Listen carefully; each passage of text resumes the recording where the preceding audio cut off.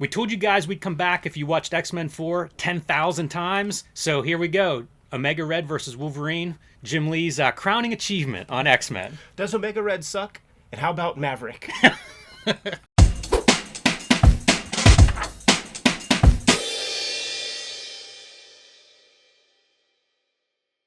Hello and welcome to your favorite YouTube channel, Cartoonist Kayfabe. My name is Jim Rugg. I'm Ed Piskor.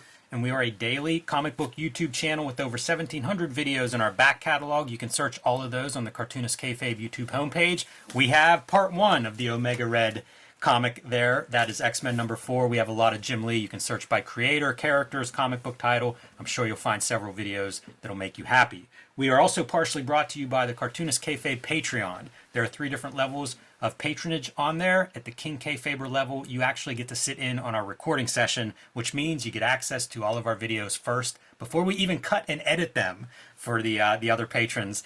So that gives you a leg up on the Kayfabe effect. If we show off a comic book that's rare, you'll be the first one buying it from that secondhand market before it disappears or goes up in price. So link to the Patreon is below this video, and we appreciate your support there. All right, Ed, we said if everybody came, we would do another issue of the Omega Red Wolverine fight by Jim Lee. Probably the best-selling comic the month that this came out. X-Men still selling giant numbers at this point in the run, and midway through Jim Lee's run on the adjectiveless X-Men. I read and reread this comic so many times to the point where I think I might have bought this comic 4 times. Wow. 2 of them were fresh out, but like I brought it to school. You know, I would bring my comics to school, like a whole stack of them to school every day, and people really responded to this one a whole lot. This was the era where people were like, "Oh, he's X-Man," because he always like crosses his arms with the claws, and like they thought that he was called X-Man. Fantastic. That little bit, it's like, ooh, is he cybernetic? You know, like Terminator head. And then this offended me because the way that Elliot R. Brown dude did the schematics for the claws, it's different than this. And a lot of people hated this, and they said that that's like where he keeps his quarters. That's funny. It's a good cover. Yeah. I may not have as much good on the inside to say, but I think this cover is, like, I was thrilled with this back in the day. Yeah, there are marks on there. It says Williams, but I think there are some Art T-Bear marks on there, on that cover. When we get into it, you'll see it right here in the credits. There are several inkers. Scott Williams, the frequent Jim Lee collaborator, Art T-Bear, Bob Wyatchek, and Joe Rubenstein. What that says to me is this issue's late. Yes. So we're going to see probably a few shortcuts here and there. John Byrne is still scripting. I think this is the last issue, maybe. I think he only scripts like 2 issues. Yeah. Maybe he scripts the next one, but I don't know, man. Must not have been a great experience for him is my guess. Because I feel like the royalty check for scripting this would have been a great experience. Yeah, totally. And ultimately, with everything you just said, this is a wholly unreadable comic. It is chaos. It's boring. The words are meaningless. It's all stuff to look at, and it reminded me of like when I grabbed this comic as a kid. Dude, I copied this. I copied this. I copied that. That's what I was getting comics for these cool drawings. And I was thinking about like, if Jim Lee would have stayed a good soldier and kind of followed what the Claremont regime and stuff was setting down, we wouldn't know his name. He wouldn't be who he is today, because it's this kind of stuff that sort of made his presence, made his name. But this has nothing to do with comics. I also think if you read this stuff, it's, you know, you say unreadable, and it was not a fun read for me this week. Yeah. I feel like it's John Byrne cutting promos on Claremont in that he's trying to imitate Claremont's voice. Yeah. Maybe directed by the editor, maybe directed out of spite, who knows? I think those two parted on rough terms. Weird ink in there. It is weird. This would always appear too like as the clipped out image, like in a Wizard sidebar or something like that. Yeah, what's so funny is like all this stuff, like this is on one of my Valentines, one of my X-Men Valentines that I gave out in 4th grade. The last thing I got to point out is what they're detecting is Wolverine and Rogue and Gambit, Beast, a few of them were going into town and ran into trouble. They're 5 miles away, according to this sensor. Let's bust out the jet that goes 1,200 miles an hour. Like, we can get there in 4 seconds, minus liftoff. But, I mean, I don't know that that's a great... Whoever's planning stuff, I feel like they could have planned that a little bit better. They're leaving a carbon footprint. They definitely are leaving a carbon footprint. You see the other team of X-Men that are captured now in the back of these vans, and they're not going to hold the X-Men. Come on. This is one of those tired things that you just would see month in, month out in Marvel Comics our entire lives, where cliffhanger ending and the way they get out of the situations is always uninspired, really. They always, we know they're getting out, but it's never some kind of Rube Goldberg thing. It's literally, like, that is Deus Ex Machina. Yeah. Like, this image would be in the dictionary definition of the word. So I remember copying this. Bust out very quickly, and now we are just pretty much going back to let's redo the fight scene from issue 4. Right. Let's try it one more time. Noteworthy is that Wolverine is not part of this group. Right. They've pulled him out.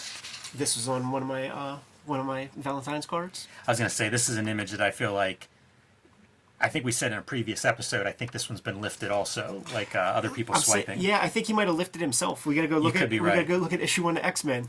How about Cyclops going hard on this guy, man? That dude's dead, right? Cyclops just killed that guy. If he's got, I don't know exactly how those lasers work out of his eyes, but that dude's dead. Yeah, it's a thing. Like what it is, it's supposed to be concussion. So like, it's not lasers with heat. It's concussion. So he snapped the dude's neck. Yeah, at the very least. Always like the psychic effect where it's just like open line art and they would color in different forms. Very psychedelic. Reminds me of some of the European psychedelic art of like the 70s.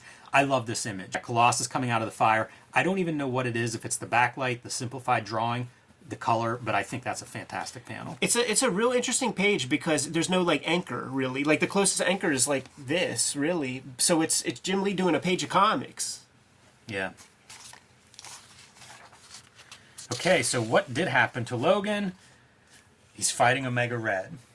Not a lot of build up to that in many ways. It's true. I'm just going to cut there, but I guess that's okay. We do see this familiar face. That is not John Byrne, ladies and gentlemen, but that is, I think, Cornelius from Weapon X. Right. Yeah, you can't tell those guys were marks, man, for that BWS. Yeah, absolutely. Which is interesting, because like when you see this line, like that we associate as like the Jim Lee Scott Williams line, it's really a perversion of the Barry Windsor Smith Weapon X line. Like when you go through history and you go through this stuff year by year and how all this stuff resonates, like that is the Jim Lee line. Yeah, there's a lot of it. Even some of the musculature and stuff around the back and things, there are places that are very Barry Windsor Smith-esque. And because they're not coloring it, they're in ink putting the highlights that Barry Windsor Smith would put into the Weapon X story. Yeah. I like these kinds of things too, like the little panels. Sometimes those work really well. If you're doing a close-up of a face, I feel like that's pretty effective. Oh man, are you guys all ready at home? Because we're about to meet another hot, super cool character. Oh yeah, Maverick. How about that? Now you know what else is cool is that you see these costumes. Like this is how big this franchise becomes. Like in this era, there's figures of this. Like I have this figure from this costume, dude. And it's really funny because like it has the goggles, and when the goggles move out, when you see his eyes underneath, it looks like Anime Girl. Like it's painted by hand, I think. It's so weird. It's very weird looking, and the eyeballs are real close together. Such a weird design too, because it's like the paint that you'd put the anti-reflection paint underneath your eyeballs. They're wearing that as part of their costuming. Right. I feel like this is one of those kind of money shots, and I actually think that this shot appears somewhere else, or a version, something that looks very similar to this. I feel like in another Jim Lee comic, possibly. And it might be a Wildcats. Oh, it might be, yeah. But I feel like I've definitely seen this. Yeah. This is really, I think, good looking, though. Totally. Especially in the context of X-Men, because you've got him hung up as an X, but the mechanical stuff has a little bit of screen tone, feels metallic to me. And to your point of the Barry Windsor Smith, get some wiring in there. Right, of all different kinds, dude. Phone cords. Yeah. Like little wires, like some Cat 5 cables are in there. But we're just not getting much in terms of this making sense. And then you turn the page, and it's the X-Men, both teams, gold and blue, which, in hindsight, I feel like that isn't the best choices. And we're getting ready, and they're just coming off of like some black tie affair, this other team. Right. Yeah, I'm trying to decide. I don't know that this is a Scott Williams ink job, I don't think. Yeah, I can't tell. Weird marks and stuff here. And these marks actually feel like Wills, to be honest. They do feel like Wills. Yeah, there was another place, might be later, that really feels Wills-like. But some of these marks do remind me of Scott Williams. So if it reminds you of Scott Williams, but it doesn't feel completely like Scott Williams, it's probably Art T-Bear. This face, to me, is very Wills, this jawline. Yes. But as a penciler. And Right. maybe he was inking too, pitching in, and maybe that's why it looks like that. Yeah. Or maybe he was helping. Even this head also. Yeah, this head a little bit, that cheekbone is a Wills-esque. Also the whole page, dude, like, you know, not 12 panels. You never see Jim Lee do that. Yeah, I think that may be a fill-in page. Yeah. If I had to guess. And now we're getting into some really loose stuff. Like, this is not Scott Williams inking. Buy our books. Keep the videos coming to you on a regular basis. Jimmy has Street Angel Deadliest Girl Alive, Street Angel Princess of Poverty, True Crime Funnies, 1986 zine, BW zine. Get those at his website. Hulk Grand Design, Treasury is out there. Trade paperback coming soon. I have Hip Hop Family Tree Omnibus, X-Men Grand Design Trilogy, Red Room Crypto Killers comes out the end of February, Antisocial Network, Red Room Trigger Warnings, and the Switchblade Shorties comic strip coming to you online on a daily basis. Now that we're done showing off our books, get them, and back to the video. And when you see something like this, it looks like more like standard comics, so I would call that Joseph Rubinstein or Wyacek. Yeah, I think you're right on that. I would say that's Wyacek, because it looks he has less of a command of ink than, because Rubinstein is super smooth. We have the Maverick turns off the lights to try to make this a little more of an even fight. And when the lights come back on, lo and behold, Wolverine's back in charge, back on top. He's got this canister of whatever the Deus Ex Machina is for this issue. There's a lot of that, I think, in the Jim Lee plotting. And I think when you get a page like this is when you get Scott Williams back on board. Like he's going to ink the. That's why it's crazy he didn't ink that 2-page spread, because you would think that that's like a $30,000 page probably. Yeah, who knows, man. You know, these are commercial-minded dudes, man. I think this is kind of a neat concept of Wolverine running. He's all damaged, and now he's like running into the flashback. Works really well, I think, visually. Yeah, these issues were so huge to me. I had this Wolverine like kids book, like a not even young adult, but it was like a novelization of his origin, and like this stuff like factored into the book. You know, the Victor Creed, the Maverick. It's so funny, that time period. It's like the comics were selling in such big numbers. It was really like everything we can make with this stuff. It's Wolverine Grand Design, because it takes every appearance of Wolverine where there's any glimmer of any kind of past, and then it stitches it in a linear fashion. So Wolverine jumps out the window, but there's no body. And I'm not really sure what happens there. Like, having read this, I don't know where they scooped him up, how he got out of thin air. It's like it's Omar in season 5 of The Wire. But he wakes up in the care of Maverick, his old teammate. Look at that outfit. Isn't that just full-bore Wildstorm Image Comics outfit? It is, and I think that Jim Lee may get too much credit when it comes to costume design, because, like, that's lousy. And you know what's funny is, like, they had to try to make sense of that in 3D, because that was a toy as well. There's so much going on. It feels like it's the checklist of every 90s trope is on this costume Metal somewhere. leg, a big bullet, Yeah. shoulder pads. A lot of crotch wrinkles. I kind of like his mask. I'm not anti the mask, but the rest of it, there's a lot of overkill. This is another rendering that feels not traditional Jim Lee Scott Williams. Like, some stuff's going on in that head, I think. Yeah, it's true. And dude, it feels like Stephen Platt.